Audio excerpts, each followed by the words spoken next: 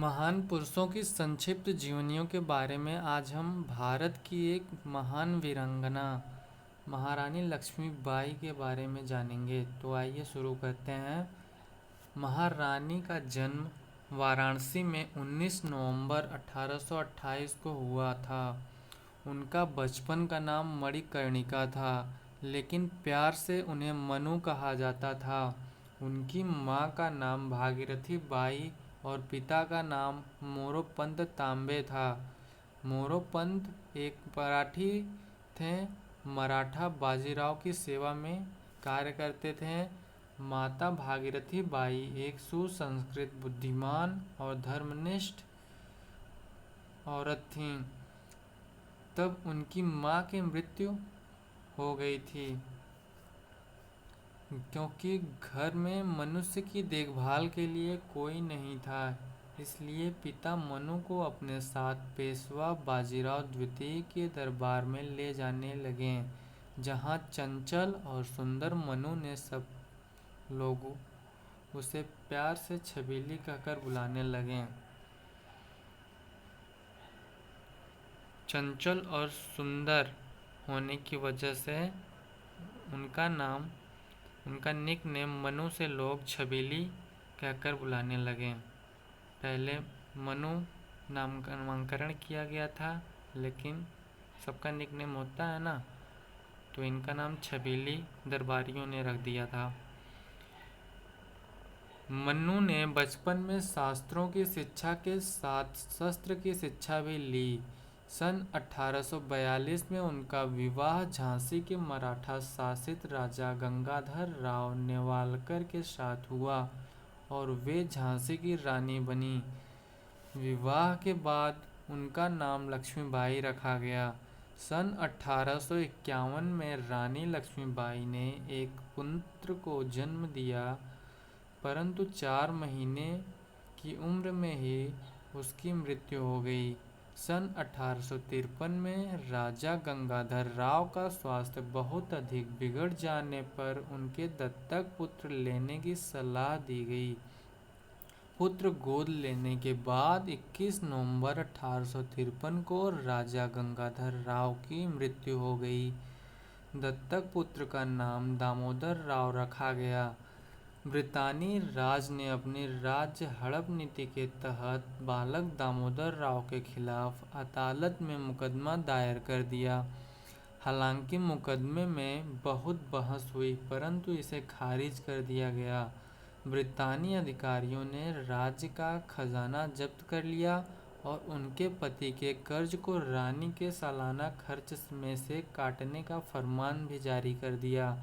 इसके परिणाम स्वरूप रानी को झांसी का किला छोड़कर झांसी के रानी महल में जाना पड़ा, पर रानी लक्ष्मीबाई ने हिम्मत नहीं हारी और उन्होंने हर हाल में झांसी राज्य की रक्षा करने का निश्चय किया,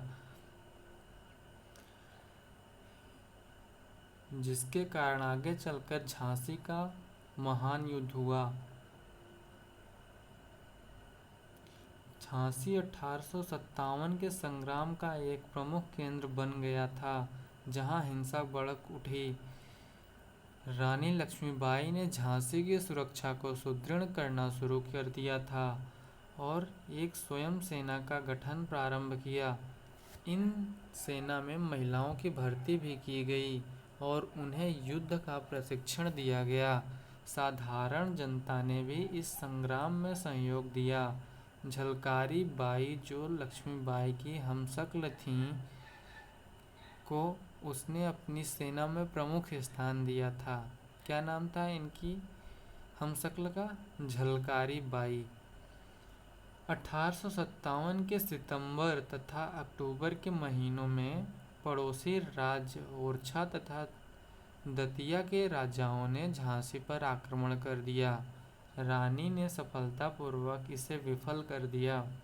1858 के जनवरी माह में ब्रितानी सेना ने झांसी की ओर बढ़ना शुरू कर दिया और मार्च के महीने में शहर को घेर लिया।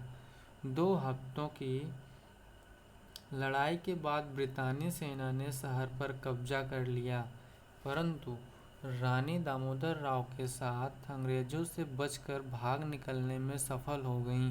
रानी झांसी से भागकर कालपी पहुंचीं और तात्या टोपे से मिलीं। तात्या टोपे और रानी की संयुक्त सेनाओं ने ग्वालियर के विद्रोही सैनिकों की मदद से ग्वालियर के एक किले पर कब्जा कर लिया।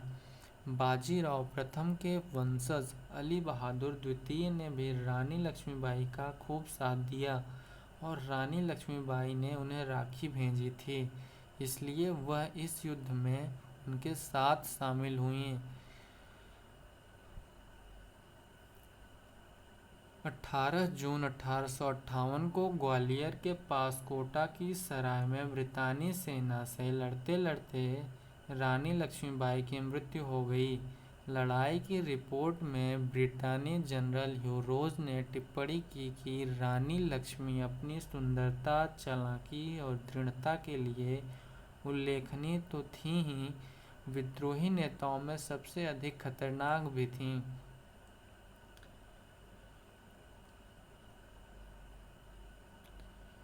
यह है सोलापुर महाराष्ट्र में लक्ष्मीबाई की एक प्रतिमा मूर्ति बनी हुई है। रानी लक्ष्मीबाई का जन्म स्थान वाराणसी है। रानी लक्ष्मीबाई उद्यान झांसी में स्थित है। धन्यवाद दोस्तों, वीडियो को लाइक, शेयर और सब्सक्राइब जरूर कीजिएगा।